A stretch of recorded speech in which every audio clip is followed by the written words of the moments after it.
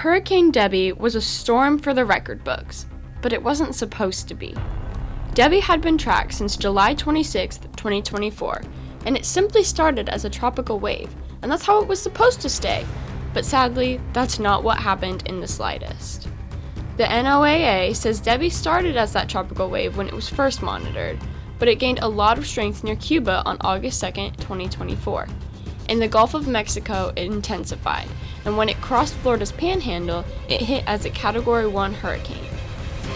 It didn't really faze anybody when the storm was forming. Everybody thought, oh, this is just another storm, we'll be okay, it's not really that bad. There had been flash flood alerts and tornado warnings late August 4th, but even still, the residents of Sarasota and Manatee counties didn't bat an eyelash. However, as the intense rain and storming continued, and the reports of funnel clouds forming over the areas came up, people began watching skeptically as the water in small lakes and in the streets rose late into the night. Overnight, the Philippi Creek water sources started overflowing and the flooding of buildings and homes began. People in places like Laurel Meadows, the Lakes, Central Lake Neighborhood, and Sarasota Springs were all unaware of what was going on while they slept peacefully in their homes, and they expected to wake up on August 5th and go about their normal days, but to their shock, Debby had different plans for them. When everyone awoke, they looked out their windows and saw that their streets were all underwater, and unfortunately for some, when they got out of their beds, they came to the horrifying discovery of their houses filling with water. Not just a little bit of water, but some people had about 7 to 13 inches of water in their homes. Some people even had a couple of feet. This is when panic started setting in for these communities as the water kept rushing in and the rain and thunder and lightning showed no signs of stopping.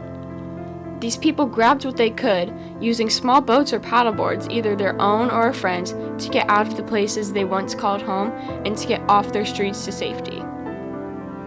The kids and my wife had the wherewithal to grab all of their clothing and throw it in bags. The ones who did get out ended up having to stay with friends or relatives until they could go back to assess the situation.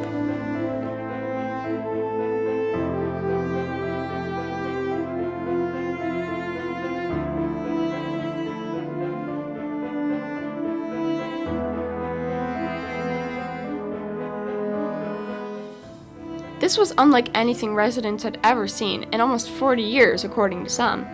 Most people managed to get out to safety, and August 6th, the water in homes and streets started receding, allowing all of the men, women, and children affected to get back into their homes to figure out what they could salvage.